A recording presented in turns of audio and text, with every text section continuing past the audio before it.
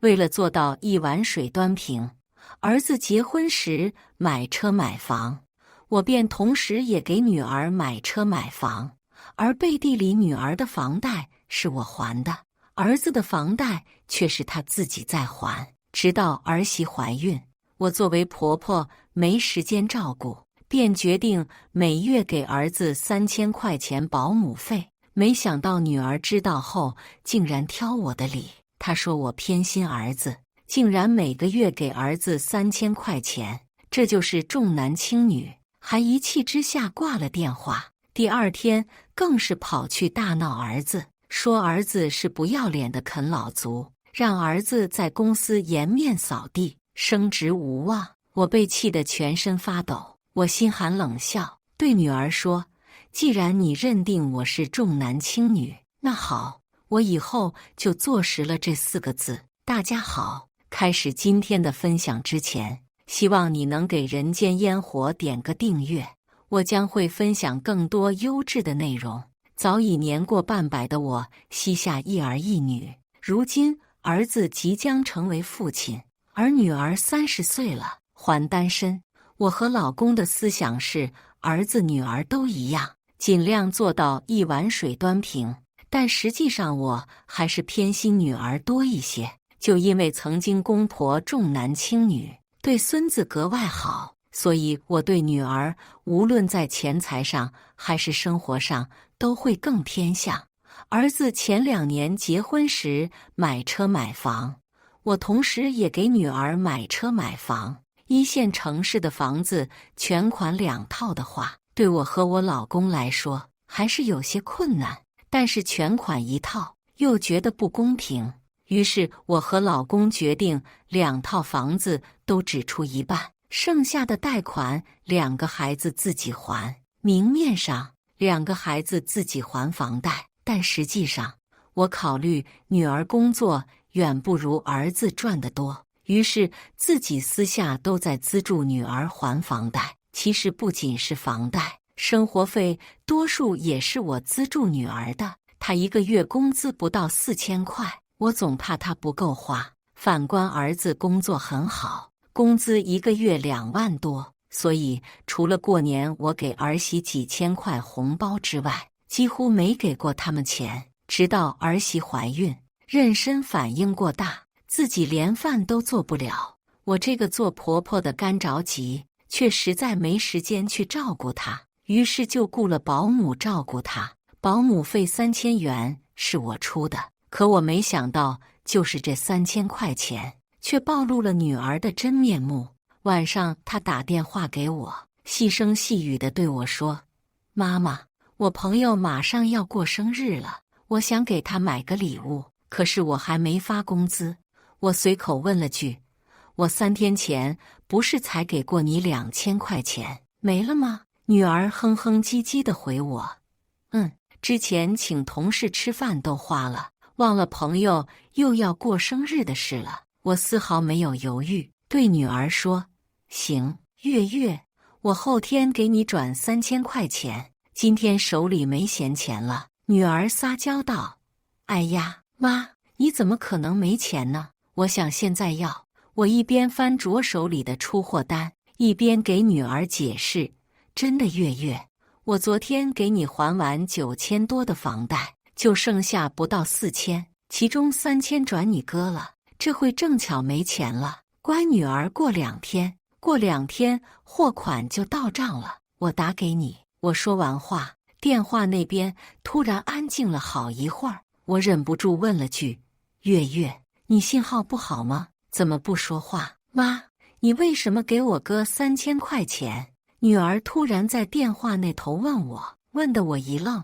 我大概说了说情况，然后唠叨了一句，你嫂子这个时候比较辛苦，我也帮不上什么忙，心里过意不去，便帮他们请了保姆。我当和女儿在闲聊，丝毫不知道电话那头的女儿竟然在生气。我刚说完这句话，就听见她大吼，妈，你怎么这么偏心，背着我给我哥钱？难道我不是你亲生的吗？我被吼得傻了眼，第一时间是以为女儿遇到了什么让她心情不好的事，于是耐心问他：月月，你怎么了？遇到什么事了？可是电话那天的女儿还在吼：妈，你别装了，你就是偏心我哥，给我哥钱不想给我，你这就是重男轻女。我还没来得及说话，电话传来忙音，女儿已经挂了电话。在我眼里，女儿脾气发得有些莫名其妙，这话说得我来气，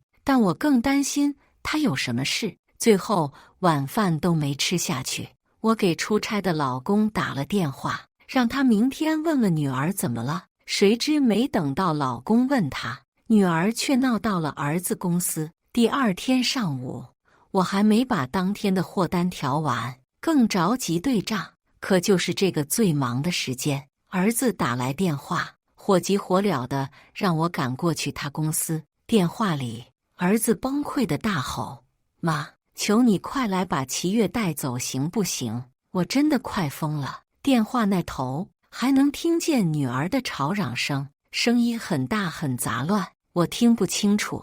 儿子性格随老公，是个特别温和内敛的人，要不是把他逼到了极点，他是不会这种语气说话的。我二话不说，放下手里的事就往儿子公司赶。我没敢开车，怕自己一乱出什么事。路上我很着急，因为儿子说过这几天在开很重要的会议，会议的报告关系到岗位升职变动。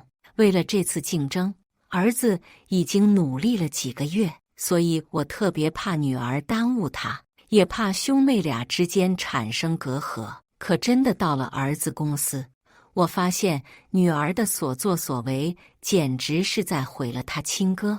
公司门口保安围了一圈，甚至还有很多儿子的同事，而齐月还在冲着自己亲哥骂骂咧咧：齐心，你就是个无耻败类，只会啃老坑父母，你这种人根本不配升职，你就是没断奶的妈宝，我就是要让他们看看你的真实面目。齐心就是个窝囊废，3000块钱也要伸手的窝囊废。我几乎是冲过去的，二话不说，直接给了女儿一巴掌。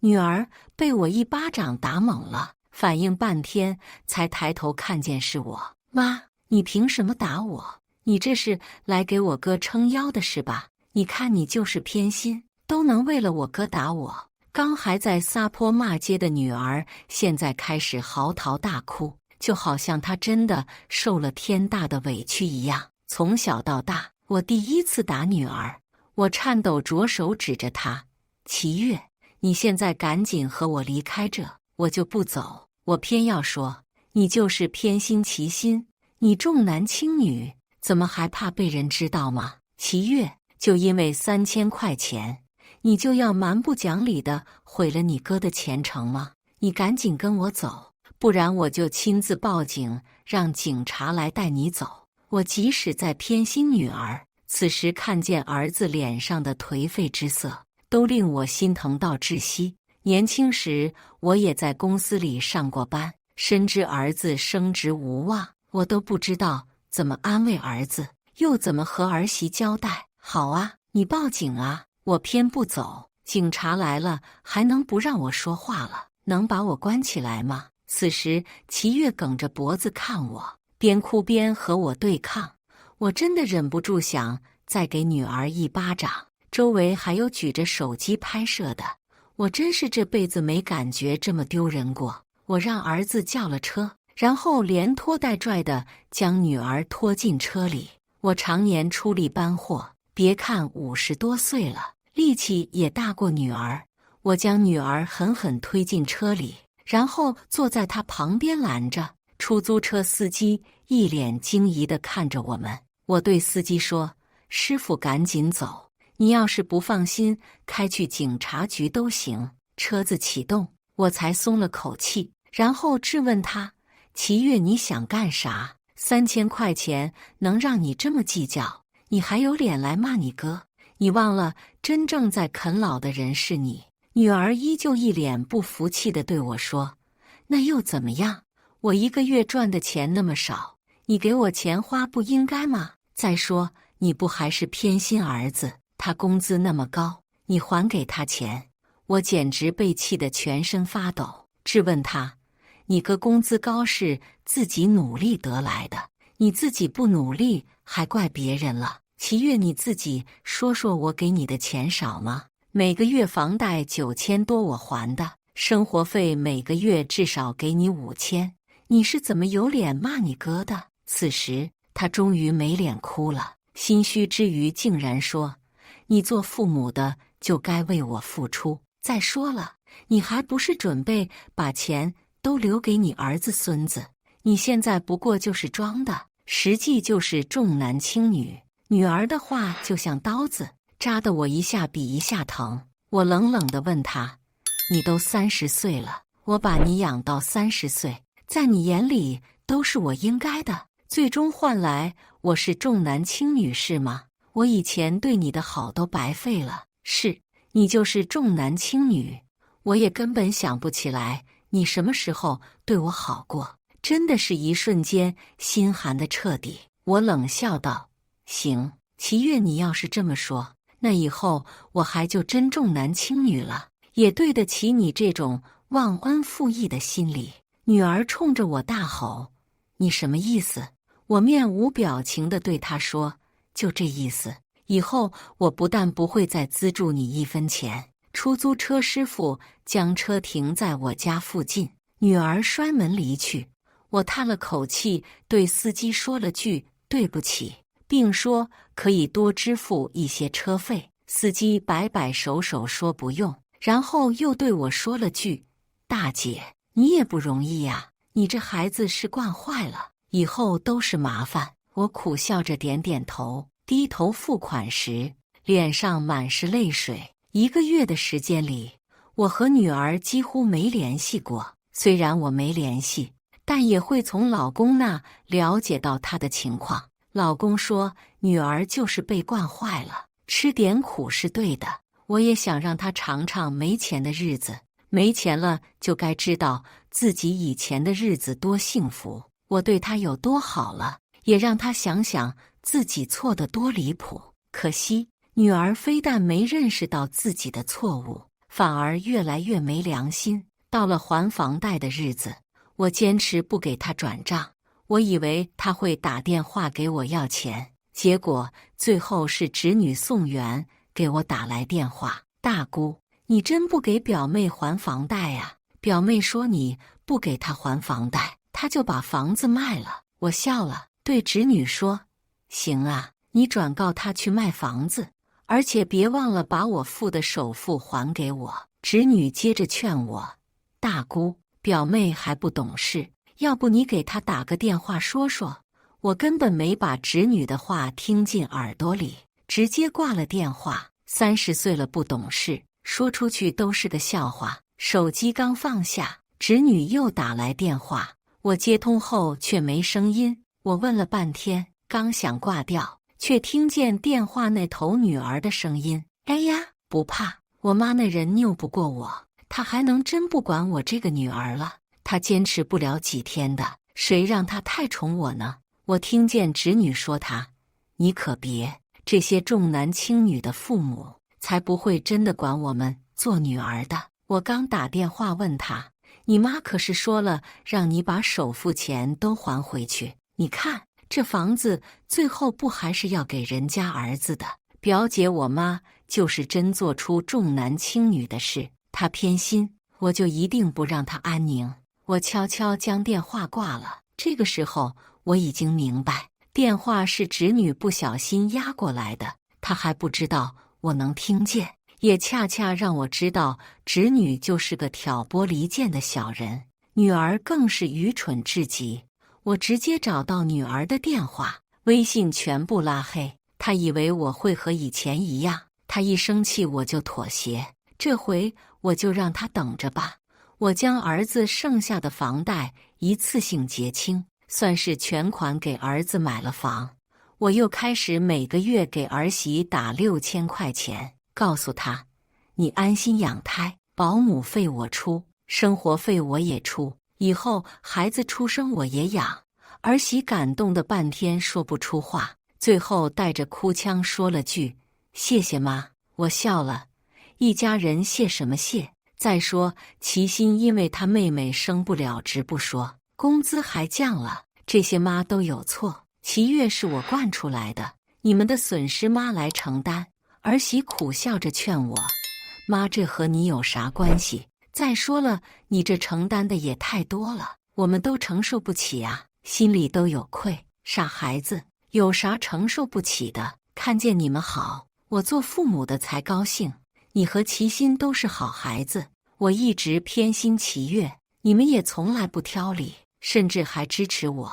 现在我这么做，就当是补偿吧。儿子和儿媳一样，都是懂事的人。儿子曾经说过：妈，钱是你和我爸辛苦赚的，想给谁，不想给谁，都是你们的权利。再说，把我们养大，我们做儿女怎么都该对你们感恩。现在想想，我真是大错特错。儿子女儿都一样，说是为了不重男轻女，可事实却做成了重女轻男，一样是不合格的妈妈。我给儿子结清房贷，又给钱的事很快就被女儿知道了。现在我也算彻底坐实了他说的偏心儿子、重男轻女了。几天后，我听说女儿借钱还了房贷，然后正找人卖房子。我继续不理，女儿便开始了苦肉计。她故意给老公打电话，说自己没钱吃饭了。老公正坐在我旁边，然后用眼神问我怎么办。我摇摇头不管，老公还是心软地说了句：那要不爸爸给你转500块钱吃饭。结果我女儿说：哎呀爸，500块钱够干什么的？你可别说笑话了。我看见老公的脸上也难掩失望，他挂了电话，让女儿自己想想办法吧。这段时间，我从老公的朋友圈看见女儿每天都在发自己颓废的状态，甚至有时儿子都忍不住问我：妈，齐月没事吧？真的没钱吃饭了吗？我们要不要管管他？我对儿子说：你别管，他不会饿着的。你妹这么大了，也该懂事了。接着就是侄女给我打电话，侄女说：大姑，您放心，我给月月送过饭了，她没饿着，就是还在生你的气。我能听出来，侄女一边在探我的口风，一边在挑拨离间。于是对侄女说：没事，你可以不用管她，你自己管好自己就行了，也不用给我说她的情况了。终于女儿忍不住来找我，一见到我就开始哭着大喊：你真的不管我了是吗？我还是不是你女儿，你就这么狠心？我嗤笑一声问她：齐月，我怎么狠心了？我只是不给你钱而已。你都30岁了，不是你说的不能啃老吗？我哪点错了？那你为什么给我哥钱？我都要饿死了，你都不管我。我自己辛苦赚的钱，我有给任何人的权利，你哥不要，我硬给的。你30岁了，有手有脚，好意思和我要钱吗？他开始发疯似的砸我店里的东西，边砸边喊：你要是不管我，我就去跳楼。我冷冷地看着他发疯，想到了他说的那句不让我安宁的话：好，你去跳楼吧，我是你妈，大不了我陪你一起跳下去，去跳吧。你是要逼死我吗？女儿又开始颠倒黑白了。我问她：是你自己要死的，我什么时候逼你了？我就是要你和你哥道歉，和我道歉，知道你自己错了都不行吗？不行，我没错，你就是偏心。店里的人本来还在拉着女儿，我对他们示意都松开，把路给女儿让出来，然后走过去拉起女儿的手，对她说：走，我带你上楼去，这层楼有22层高，我保证能摔死你，走吧。说这话时，我早已控制不住的流泪，我紧紧拉着女儿，心里五味杂陈，除了伤心和气愤，还有那剩余的母爱自责。我这个样子比他更疯，因为我是真的崩溃，而他是演的，所以他才不会真的去跳楼。女儿甩开了我的手，对我怒目而视。她说：要死你自己死，我还不想死了呢，以死相逼对我没用。我是不会给他钱的。女儿竟然开始在网上卖惨，她在网上哭诉自己是不受待见的女儿，只因我偏爱儿子，就将她逼得走投无路。她伤心极了，视频里伤感的音乐配着女儿流着泪问：妈妈，难道我不是你亲生的吗？我不让你给我哥钱，是因为我觉得儿女都成家了，就该独立，不该要你们的钱。你们该退休了，不要太辛苦。我有错吗？你就误会我是嫉妒那3000块钱了。网友一致将我骂得体无完肤，什么重男轻女的父母都该死，最后都下场凄惨，什么难听的话都有。那几天我整天吃不下饭，也睡不好，偶尔会流泪，不是因为网友难听的话，而是因为我从小当公主一样宠大的女儿竟然这么对我，颠倒黑白，真是太伤心了。我本来没管网上视频的发酵，因为我也不在乎别人怎么说，只是没想到短短几天，网上又出了另一个视频，而这个视频却是将女儿扯下深渊的。那是我和女儿在出租车上争吵的视频，不用想，就是出租车司机发的。当时儿子是在打的网约车出租车，车上带着摄像头。视频里虽然我和女儿的脸打着马赛克，但就是因为女儿先发了视频，让网友一眼就能认出即使打了马赛克的女儿。风向成了2极反转，无非是网友一边倒的声讨女儿，骂她白眼狼，颠倒黑白不要脸。有个网友一针见血地说她30岁不找对象，在家专心啃老，嫉妒哥哥嫂子比你强，你这种人就是天生的白眼狼自私鬼。我真希望你被重男轻女的对待。而这条评论点赞都到了几千人。我关了视频，既不想对司机说感谢的话，也不想去关心女儿怎么样。我和女儿之间的对抗根本没有输赢，本身就是两败俱伤。女儿今天这样，我更是有不可推卸的责任。因为网络的影响，女儿的房子都卖不出去。又过了1个月，女儿终于哭着来找我了，因为她借了20万的高利贷。我问她谁让她借的，她支支吾吾的，还想隐瞒。我直接说出了侄女的名字。女儿震惊地问我：妈，你怎么知道的？表姐不让我告诉你，我也没告诉别人啊。因为上次的电话，我第一个猜到她，没想到还真是。我直接在女儿面前给侄女打了电话。我对侄女说：圆圆，你表妹借了20万的高利贷，你知道吗？不知道啊，大姑。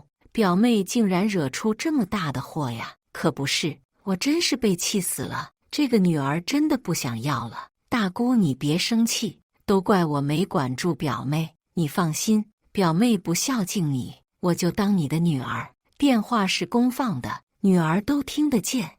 我看见她脸上满是怒气和不甘，那眼神明显想去撕了侄女。原来她也明白，侄女表面一套，背后一套，根本不是站她那边的。妈，我知道错了，你帮我把钱还了吧。我心里失望，女儿欠的钱我会还，可是终究要让她长长记性。于是我对女儿说：我帮你把房子卖了吧，还了你欠的钱，剩下的钱还完房贷留给你，以后别找我要钱了。可是妈，还完这些钱，那我也剩不下多少了呀。你给我哥都那么多，我现在啥都没有了。女儿在我严厉的目光下闭了嘴，却让我明白她根本不会知道自己错了。200万的房子着急出手，卖了180万，还完130多万房贷和27万的高利贷。女儿最后手里还剩下不到20万。卖房子的时候，女儿还在小声嘟囔，怪我即使亏那么多钱，也不说帮她还钱还房贷。做完这些，我虽然将女儿从微信黑名单里拉了出来，可是以后我和她的微信也别想有任何转账记录了。你以后自己努力赚钱，手里还有存款，只要你不乱花钱，依然会过得很舒服。女儿瘪着嘴不说话，我则是精疲力尽地回了家。回家后的第一件事，我便是打电话给店里的小刘，告诉他以后不要给侄女送货了，直接去把侄女的店铺收回。我不打算带着她做生意了，白眼狼一个就够闹心了，现在还2个，我不想再惯着这2头白眼狼了。第二天，侄女哭哭唧唧地跑去店里找我，问我为什么不帮她了，还说明知道自己日子不好过，还落井下石。我反问侄女，我知道你父母从小对你不好，长大也没让你上学，我当大姑的心疼你，有了能力就帮扶你，你是怎么对我的？你嫉妒齐越，就挑唆他和我的关系圆圆。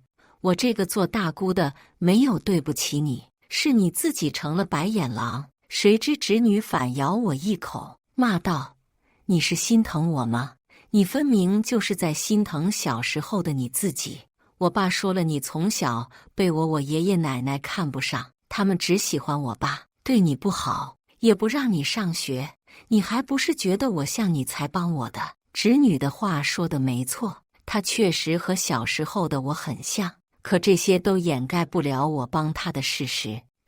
我是感觉你像我，所以心疼你帮你，那你就该庆幸感恩，而不是像现在这样质问我。我还是和你不一样，我不像你这样白眼狼，我知道感恩，以后我不会帮你了。你自己过得不好是你自己的命，我最开始就不该帮你。凡事皆是命，我后悔当初对侄女的一时心疼，而小时候的自己也终是过去了。我和女儿开始变得生疏，其实自从我断了她的经济资助后，我们似乎就成了仇人一般。她各种方式的做没了房子，最后发现我还是不给她钱。如今她终于消停了，我以为平静下来的女儿逐渐会明白我的良苦用心，也会明白自己错在哪。可是没想到，她只是换了种折磨我的方式。她交了男朋友，一个大她19岁、胳膊上满是纹身的社会人。我生日那天，她将那个男人带回了家，说是带男朋友回来给我庆祝生日。我压着火气维持表面的祥和，可是在一家人吃饭的时候，她竟然说她想和这个男人结婚。我当即变了脸色，在饭桌上表明自己的态度，我坚决不同意。谁知女儿直接拉着男友就走，还不忘冲我大喊：怎么，你不管我了？我找有钱男朋友都不行了，妈你也太过分了，你要是不管，就什么都没资格管我。女儿头脚离开，我就血压高晕了过去，再醒来已经是躺在医院里了。我在医院里住了整整半个月，店里一直是老公在打理，他自己一个人其实忙不过来。这期间，儿子儿媳来看过我，我让他们以后别来医院，尤其是儿媳也快到预产期了，儿媳来的少了，但还是做不到不来看我。儿子则是每天跑来医院照顾我，看着孝顺的儿子，我心里愧疚。小时候，我为了一心陪女儿，将4岁的她交给婆婆带，几乎不去过问。还记着一个周末，她问我：妈妈，你能陪我1天吗？我就想让妈妈抱抱也行。可是那会女儿还在吵着让我带她去游乐园，还说我要是带哥哥一起，她就哭死。我犹豫着不知怎么办。幼小的儿子说：妈妈，你带妹妹去吧，我不太想出去玩。那时我其实看见了儿子眼里的失望，可是我却觉得松了口气，便只带着女儿出了门。长大后的儿子和我不亲，可是却懂事的什么都让着妹妹，而妹妹却什么都抢。儿子，妈妈对不起你。儿子愣了一下，只是摇摇头，却不说话，终是我的错，该我来承担。半个月后，我出院了，我将店里的事都交给了老公，告诉他忙不过来就关一家店，我们不需要这么拼了。老公让我以后好好休息，不干就不干了，还能帮儿媳带带孩子。我突然对老公冒出来一句话：孩子就让媳妇自己带吧，我把钱留给他，我怕是没啥机会。老公瞪了我一眼，瞎说啥呢？我也惊讶自己说些什么，真是人老了就总想不好的事。可是这次生病让我心里的预感越发不好。我想了想，提前找律师立好了遗嘱，将自己手里的钱分成了3份，一份留给了儿媳，一份留给老公，还有一份留给女儿。只不过留给女儿的那一份不是一次性给的，而是要每年领取一部分。做完这些，我准备去找女儿，我自己的孩子，我得负责。她走错的路，毕竟和我这个当妈的脱不了关系。我是在酒吧找到女儿的，和那些混混在一起，她被叫嫂子。女儿对我的态度冰冷，让我赶紧走，她是不会和我回去的。我便每天跟着女儿。后来被我偶然发现，这个大女儿19岁的男人做的生意根本就不是正经生意。我不清楚具体是什么勾当，只知道他们有一天深夜鬼鬼祟祟的去做了什么交易。我天天跟着女儿，让她不胜其烦。有时我也会被一些小混混赶出来，甚至会被推到挨上几脚。女儿终是看不过去，过来告诉我她要离开一段时间，让我别来了。我问她去哪儿，她只说她要去外地办事。我再追问，她便烦了。我猜得出是那个男人让她去的，必定不是什么好事。顿时一切不好的念头都在我的脑海里浮现。我怕这是贩毒的团伙，我更怕女儿知道真相，还在干违法的事。我拦不住女儿要走，我就跟着她。我怕极了，又着急得发慌，于是我选择了报警。我不管是不是真的，我只想女儿安全。而事实证明，这就是犯罪团伙。女儿中途就和几个人一起被关了起来，而只有我一直跟着，才能发现这件事。只可惜我岁数大了，腿脚远不如这些人。在我想去救女儿的时候，被发现了。我拼命让女儿快跑，也拼命拦着其中一个人，可还是被打得奄奄一息。就在我最终坚持不住时，警察赶来了。后来我就什么都不知道了。过了不知多久，像做梦一样，我听见有人说话，像是老公的声音。他哭着说：月月违法了。他虽然知道的不多，但还是参与了，估计得判几年。孩子他妈，你可得坚持住，不能这么抛下我一个人。后来我还听见儿子的声音：妈，你儿媳生了个男孩，你有孙子了，你早点醒过来。再后来，我好像听见女儿的声音了，她在哭。她说：妈，我错了，我错了，你醒醒吧，我害怕了，我以后再也不气你了。后来我就听不见他们的声音了，只是仪器的滴答滴答声很响。我还梦到了小时候，妈妈只喜欢弟弟，她说：你是姐姐，就该让着弟弟，就该照顾弟弟，好吃的只能留给弟弟吃。小时候我几乎没吃过几块肉，只能看着弟弟啃鸡腿，理所应当的觉得我不该吃。他还说：你个丫头片子有啥用？嫁了人就是泼出去的水，我指望的还得是我儿子。你以后别上学了，学费那么贵，还能给你弟弟找个补习班提升成绩。我在梦里看着自己哭，那时我想，我要是将来有了女儿，我一定让她成为最幸福的公主，什么好东西都是她的。后来我真的有了女儿，我恨不得用全世界来宠她，就好像在弥补曾经的自己。